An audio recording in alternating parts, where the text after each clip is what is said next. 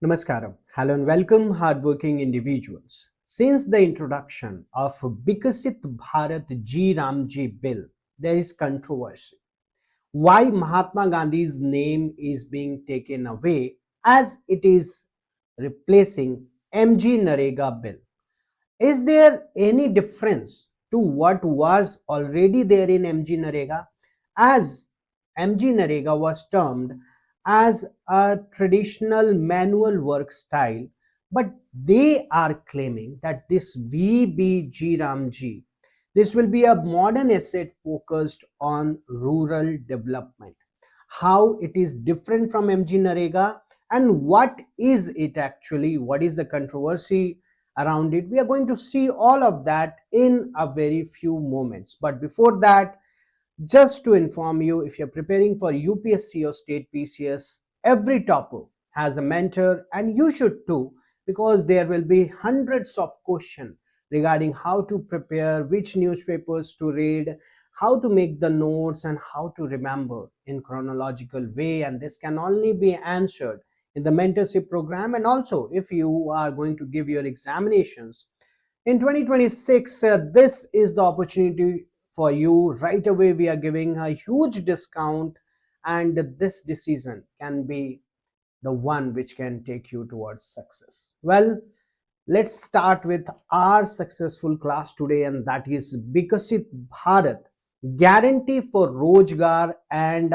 Ajivika Mission Gramin Bill. Yes, this is the VBG RAM G. This is what we are talking about.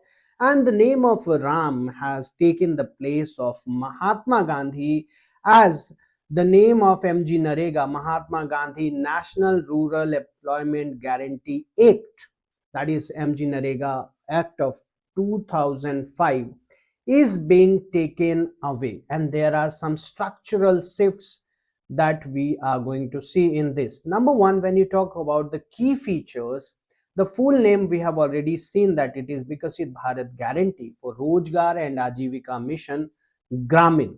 Now you please see the word Gramin is there. So obviously it is clarifying that it is only for the rural areas. The primary objective is to modernize the rural employment guarantee scheme, aligning it with the Bikasit Bharat of 2047. Why Bikasit Bharat of 2047? Because in a way that will be 100 years from 1947. Now, the vision and addressing the limitations of the 20-year-old MGNREGA framework. So there was this guarantee of 100 days in MGNREGA. What they are doing, they are proposing that they will give 125 days of guaranteed wage employment per household per year.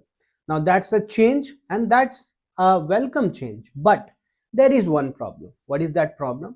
Before also, when there was 100 days guarantee of job in MGNREGA, it was found that only 30 to 40% people had it for 100 days, rather rest of all were having it only for 40 or 50 days. So is increasing the days going to benefit in any way? And what about the wage liability? Now this has also shifted. The new split talks about 60-40, that is center to state, and if there is special category like the northeast and the Himalayan state, it is 1910. Union territories 100% funding by the center. And the significance, what is the difference from the MGNREGA? Under MGNREGA, the center bore 100% of the unskilled wage cost. Now there is this shift. What is actually the difference between MGNREGA and GRAMG? There was 100 days job guarantee in the old scheme, and here you have 125 days. 100% centrally funded was the MGNREGA, but this GRAMG we have 60:40 center state split. The wages were within 15 days, but now you are going to get wages weekly or within 15 days. And aim is to reduce rural poverty. That was for MGNREGA, but the new bill, it is aligned with the Bikasit Bharat mission. Now, what are the structural change that has happened? So when you talk about the basis of allocation, it was demand driven. State project demands like the labor budget, center religious funds accordingly. Now what is going to happen in this new bill? we have normative allocation. What is that? Center determines objective parameters to fix state-wise allocation. Now the center is going to take the decision, not the states. What about the financial liability? It was open-ended. Center provides fund as work is demanded. But here what is happening? Any expenditure beyond the center's normative allocation must be paid by the state. Now, whatever the center has not decided, but the state is doing that work, so that has to be paid by the state. What about the wage funding? 100% by center. Here we have seen 60:40 center to the state. And the asset focus, creation of durable assets, broadly defined. Here what is happening? Stronger focus on tangible high quality infrastructure and the digital governance. So this is the basic difference that we are seeing between the MGNREGA and the new bill. Now, the rationale behind the new bill, what is there? It is saying that now the poverty has declined. There was this poverty of 25.7% in 2011 and 2012. Now it is around 4.8% in 2023-24. So it is saying it reduces the need for an open-ended distress relief model that was presented by MGNREGA. Also the changing rural economy. Now they are saying that the rural India is more integrated with the digital and urban economy. So instead of digging the holes, now we should try to create productive livelihood missions, that is Ajivika. Also the fiscal discipline and accountability. The normative allocations aims to curb what the center views as financial mismanagement, because maybe the state, because it did not have to give the money, it was allowing it to happen any which way. Now, by making states pay 40% of wages of the bill seeks to ensure stricter monitoring of this act. What about the critical analysis and the implications? So, the shift of 60:40 split places a massive financial load on the state as well.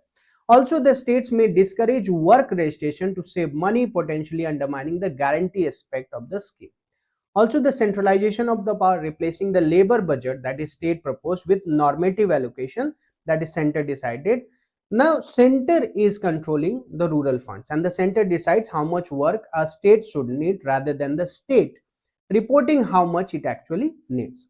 The guarantee question is again, that is something that is being seen as a mismatch, because while the bill increases the theoretical limit of 125 days, the capping of central funds translates from a right to work where money follows demand into a standard government scheme where work is limited by available budget.